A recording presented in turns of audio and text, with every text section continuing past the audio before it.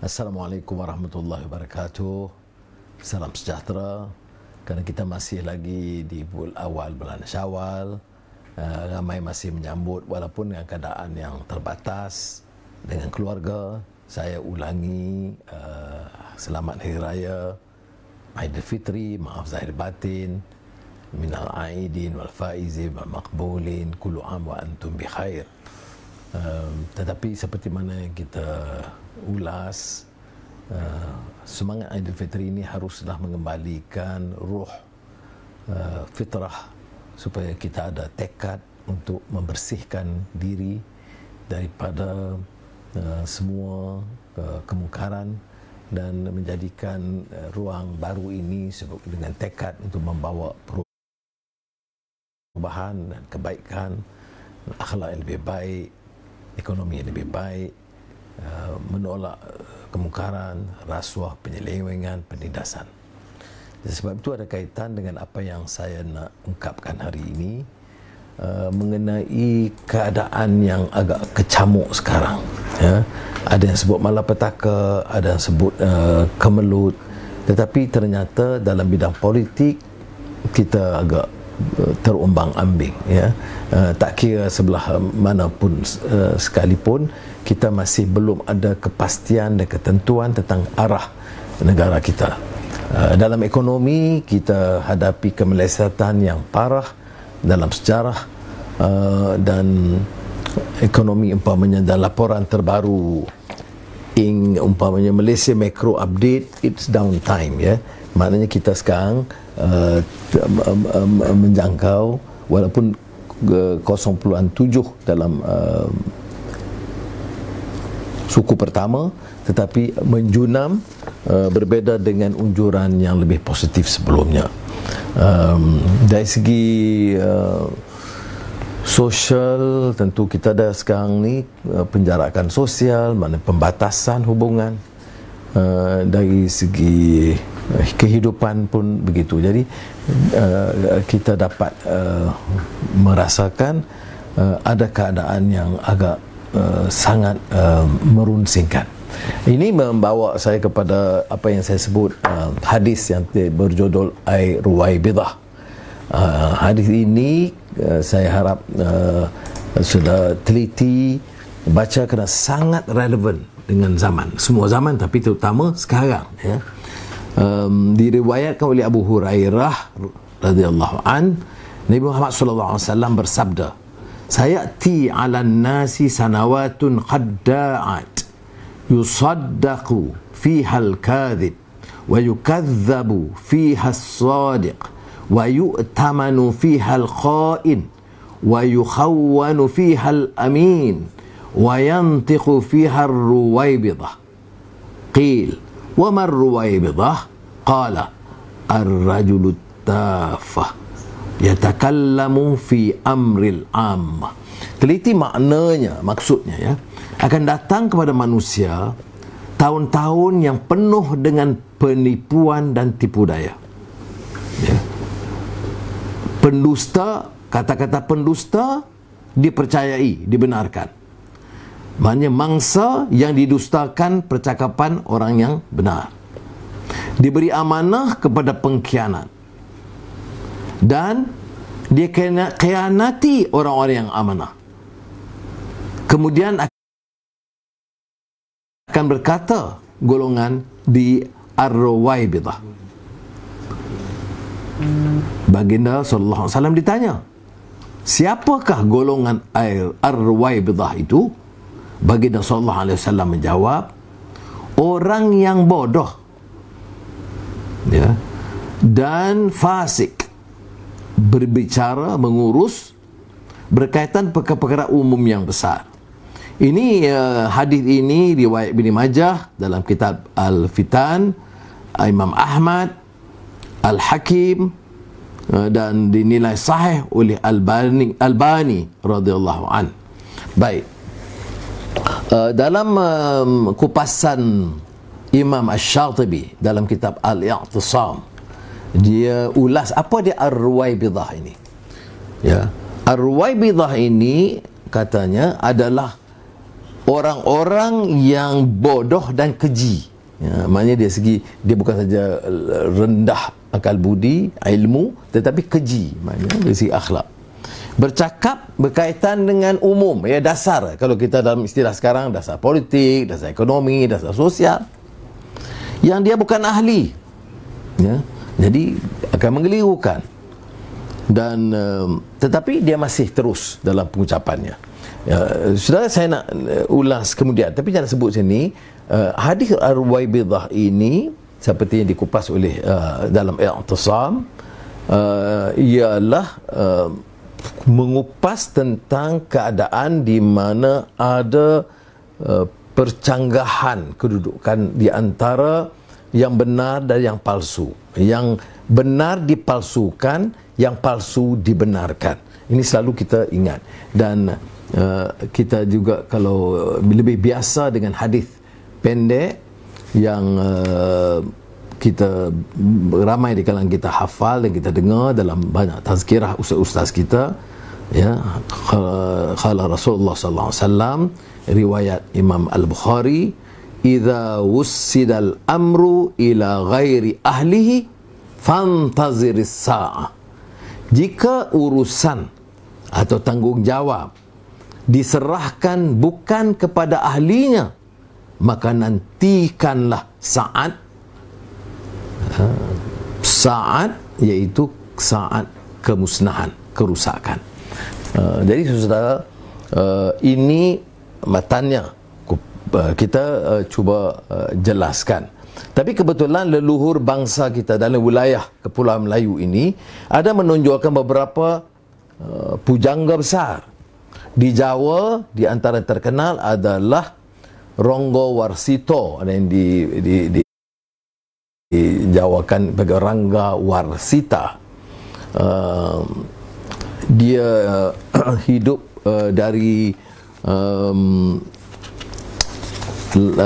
saya ingat meninggalnya 1803, tak salah saya, 1873.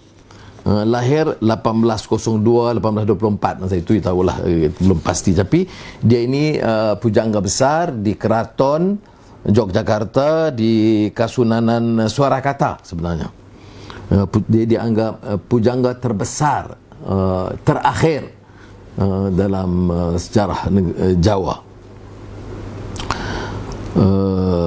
Belanda perkenalkan yang dikatakan tanam paksa, dan ini menjadi masalah besar kepada rakyat petani di tanah Jawa. Ini setelah perang Pangeran Diponegoro. Diponegoro, kalau tak salah saya, 1825-1830, menjadi pejuang mujahid panglima besar menentang penjajahan Belanda. Selepas itu Belanda perkenalkan satu rejim paksa, mengambil tanah, memaksa petani dengan keringat mereka dan dengan penindasan yang amat dahsyat. Ketika itu Rangga Warsita atau Ronggo Warsito itu perkenalkan menulis sebagai seorang pujangga, dan ini yang saya nak baca. Kita paparkan terjemahannya dalam bahasa Melayu, dan izinkan saya baca dalam bahasa Jawa. Yang faham saya baca ikut telo sebutan orang Bukit Mentajam, Corotokun. Jadi orang yang fasih Jawa tu dengar matannya tetapi tidak sempurna. Dia ini saya nak ambil rangkap yang sangat terkenal, yang diminta oleh Presiden Soekarno menterjemahkan ke dalam bahasa Indonesia, iaitu tentang zaman edan. Zaman edan ini zaman haru biru, zaman gila, zaman kerusakan. Dari syair ini disebut syair kala tida. Jadi Rangga Warsita mengingatkan kita tentang prinsip yang mesti dipertahankan. Amenangi zaman edan, euhaya ing pambudi melu edan noratahan yang tanmilu ang lakoni boya kaduman milik kleren wekasani pun dilalah kersa Allah begini kang lali luweh bagi kang eling lan waspado. Apa dia maknanya? Menghadapi zaman edan, zaman keliru, zaman orang jahat dinaikkan, orang baik disingkirkan, yang benar didustakan, yang dusta dibenarkan. Ini ada kaitan dengan apa yang kita baca dalam hadis Ar-Ruwaibidah tadi. Jadi zaman edan ini keadaan menjadi serba sulit. Turut serta edan tidak tahan kerana tekanan, paksaan, penindasan, penipuan. Apabila tidak turut serta melakukan, tidak mendapatkan bahagian, akhirnya menderita kelaparan. Kalau tak ikut, tak ada jawatan. Kau sekarang tak ada JLC lah. Sudah kehendak Tuhan Allah. Ini ingat pesan yang besar, yang selaras dengan apa yang kita baca dalam hadis Rasulullah SAW tadi. Sudah kehendak Allah, betapapun bahagianya kelihatan orang yang lupa, yang ikut zaman ini, lebih berbahagia mereka yang sedar dan waspada.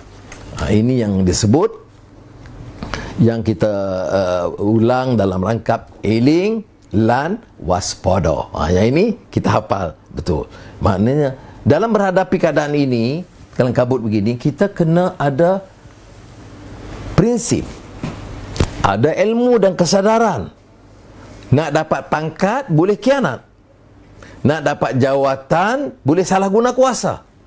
Boleh tukar fatwa. Kerana habuannya besar. Kalau tidak dapat, lebih susah. Nampak keadaan tertekan. Kurang kesabaran. Kurang kebijakan. Kurang pendapatan. Maka oleh demikian, kita ikut. Nampak seolah-olah selamat. Dalam Ar-Ruwaibidah peringatannya, dan dalam zaman edan pesan Ronggo Warsito sama juga, iaitu lebih bahagia sebenarnya orang yang pertahankan prinsip, maknanya berjaga, beringat dan senantiasa waspada. Lebih bahagia orang yang pertahankan prinsipnya dan beringat supaya jangan terjerumus dalam bidang yang pengkhianatan dan kerusakan. Ini disebut iling lan waspado. Mudah-mudahan kita faham. Apa kaitannya dengan keadaan sekarang? Saya bukan kerja saya nak hukum, ya. Ini kita fikir sendiri kebaikannya, kerusakannya, prinsipnya, kebenaran tuduhan dan kata-kata. Jadi saya tidak mau buat andaian begitu begini, karena zaman edan dan juga Ar-Ruwaibidah ini, ya, peringatan bagi semua keadaan, ya. Jangan ini diperalatkan seperti mana fatwa setengah parti dan tokoh-tokoh agama yang guna ini untuk mengiyakan semua, ya. Semasa dulu dia katakan tidak boleh sama sekali perjudian dan arak. Sekarang ya, keadaannya berubah, ya. Jadi kita konsistensi, tidak istiqamah dalam perjuangan. Tidak ada eling lan waspada, kata Ronggo Warsito. Kemudian kita juga tahu, saya katakan tentang JLC. Kita dah berulang kali, saudari ingat, ya. Sekarang ini yang dibuang kerja ratusan ribu. Yang nak dapat RM1,000 itu pun sebulan bukan main susah. Orang yang dah dapat umpamanya gaji sebagai ahli parlimen RM10,000 campur allowance RM15,000, diberi lagi kedudukan, kemudahan, ya. Ini pun satu masalah kita. Apakah kalau tak munasabah dalam keadaan tekanan ekonomi sekarang? Baik, kalau dapat JLC, bagi dia allowance RM1,500 saja umpamanya sebulan. Tengok dia mahu tak nak khidmat ni, nak berjuang kerana agama, bangsa dan negara. Tengok sanggup tidak. Kerana kita sebagai pemimpin mesti bagi contoh yang baik kepada rakyat. Jadi saya harap kita dapat pasti bagaimana boleh kita nilai ya, di antara yang benar yang palsu. Dulu pernah kita ulas, saya sebut umpamanya surah Al-Kahfi ya, yang juga ada cerita yang hampir sama walaupun beberapa data yang lain dalam kitab Injil, Bible. Ada yang marah saya, sergah saya, Anwar, bagaimana bandingkan Al-Quran dengan kitab Injil atau Bible? Ini pun saya tak faham. Saya sebut Al-Kahfi ya, cerita tu yang hampir sama ada dalam kitab Injil ya. Yang penting yang saya nak sebut di sini supaya orang Islam dapat ikuti, orang Kristian dapat ikuti, bahawa sebenarnya dalam beberapa soal nilai kebaikan, keadilan, kemanusiaan itu tidak harus ada terlalu banyak percanggahan. Solat itu berbeza, zakat caranya lain, bapa hukum agama itu untuk orang Islam berbeza. Tetapi soal kemanusiaan, kebaikan, seperti mana kita tengok surah Al-Kahfi, itu jangan lupa, surah Kahfi itu bukan zaman Islam, ini zaman sebelum Islam ya. Innahum fityatun amanu bi rabbihim wazidnahum huda, itu zaman Kristian, ini sebelum Islam. Tetapi yang dibuat, yang dilakukan oleh anak-anak muda yang hebat ini sebab apa? Sebab dia ada keimanan, dia yakin, dia menolak kemungkaran, dia menolak penindasan, dia menolak kerajaan yang raja yang zalim, dan dia hidup tidur dan diselamatkan di dalam gua selama ratusan tahun. Ini pengajarannya ialah bahawa dalam soal keadilan, kemanusiaan, kebenaran, seperti dalam hadis Ar-Ruwaibidah ini dan zaman edan, kebahagiaan sementara adalah mengikut sang raja atau sang penguasa yang zalim dan menindas pada masa itu. Kebahagiaan dalam faham yang berprinsip adalah pertahan, eling lan waspado. Ini pilihan kita. Bagaimana kita boleh buat pilihan? Ialah dengan memahami. Jangan ikut umpamanya baca sedikit atau hukumnya banyak. Saya lihat memang dalam netizen itu bahayanya ada. Cepat sekali menghukum, cepat sekali menyalahkan. Tetapi bila kita tengok orang yang sama hukum tahun lalu dengan hukum tahun ini, dia berbeza besar. Maknanya kita boleh nilai ya. Ada sekarang ini umpamanya yang khianat betul-betul, yang satu dunia tahu khianat. Hari ini saya akan pertahankan Tun Mahathir sampai akhir hayat, atau saya akan pertahankan Tun Mahathir sehingga 5 tahun. 2 hari kemudian pusing, gulingkan Tun Mahathir umpamanya. Masih lagi bercakap soal orang lain khianat dan bernafsu besar ya. Ini sebab itu tak apa kita dengar, tapi kita harus mampu menilai.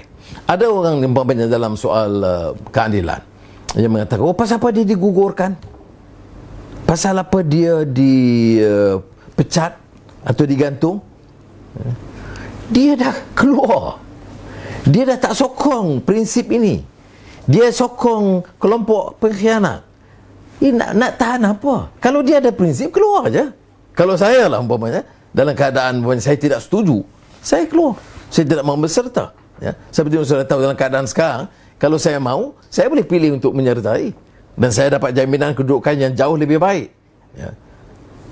Ya, kalau tak Perdana Menteri pun timbalan Perdana Menteri, itu ada jaminannya. Tetapi saya harus pilih berdasarkan prinsip. Dah umur dah begini dan pengalaman kecil ada, derita ramai, maka elok kita pilih jalan yang baik. Ya, sekarang ni umpamanya keadilan, semalam 39 ahli parlimen ada sidang ikut talian Zoom, dan kita buat keputusan. Saya tertarik dengan ahli parlimen ini. Pertama, pertahankan prinsip dia. Ada ahli parlimen kata dia dipelawai jadi menteri, dia tolak kerana prinsip. Ada yang nak bagikan GLC, ditolak kerana prinsip ya. Ini saya tertarik kerana mereka menyebut umpamanya kita harus hadapi COVID. kita harus pertahankan prinsip. Parti ini parti yang menggagaskan reform, ya. Jadi oleh demikian, bukan soal pengakuan 129 ahli parlimen 130. Ini bagi kita tidak kita bincang, kerana hal-hal ini masih dalam proses, ya. Belum muktamad. Kita sedang bincang dengan baik. Yang penting dalam perbincangan itu bukan soal nombor, bukan soal kuasa, ya. Kita dah banyak kali dah berkuasa. Pergi balik jahanam juga rakyat, kepentingan rakyat. Jadi yang penting ialah mengikat kita dengan agenda ke arah kebaikan. Kalau pegang ekonomi, apakah kita nak perkayakan anak kita, atau perkayakan kroni kita, ataupun nak teruskan dasar yang lama, atau bawa satu pendekatan yang baru. Dalam soal politik, apakah nak gunakan institusi untuk menekan musuh politik kita, atau nak jaga supaya institusi itu lebih bersih. Soal agama, apakah kita hanya nak bicara laung soal agama, tapi membiarkan rasuah ribuan juta orang boleh curi, tapi kita jago agama?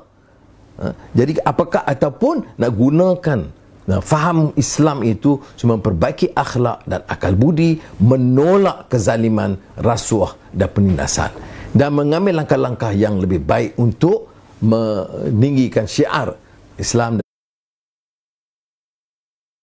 dan memartabatkan Islam dengan menekankan soal kemanusiaan dan keadilan. Jadi bagi saya ini yang penting. Jadi soal umpamanya orang nak tanya saya siapa calon Perdana Menteri apa semua, itu biar kita bincang dengan baik, ya, kita putuskan. Tapi yang penting bukan mengulangi kesilapan yang lama, tetapi supaya dapat kita pegang orang yang patuh kepada janji, jangan khianati amanah, yang bersih dan tidak menerima rasuah, dan dapat mengangkat martabat masyarakat dan rakyat. Ini yang disebut dalam agenda reformasi, dan saya terharu kerana muafakat 39 ahli parlimen itu, dia bicara yang pertama soal prinsip dulu. Dia kata baik, kita nak tukar kerajaan dan sebagainya, jaga prinsip. Apakah nak tukar ini nak merebut menteri mana, atau nak rebut JLC mana, atau nak pertahankan dasar politik, ekonomi, sosial yang disebut sebagai kepedulian terhadap rakyat. Saudara-saudari, ini satu cabaran yang besar. Dalam mana-mana sistem politik saya sebut, akhirnya dia jadi percaturan, persaingan, competing forces among the ruling clique atau elite. Ini yang disebut, dia rebut. Kalau kita baca karya Shakespeare, King Lear, bila babak akhir yang sangat memilukan, King Lear berbicara dengan Cordelia, anak perempuannya itu dia lihat umpamanya King Lear ni satu pemimpin yang zalim, ya. Tapi saat akhir itu dia baru ada agak sedar, ya. Tengok sandiwara, pentas drama yang dimainkan oleh tokoh-tokoh pemerintah atau politik yang ada, ya. Jadi saya harap mudah-mudahan kita dapat kembali kepada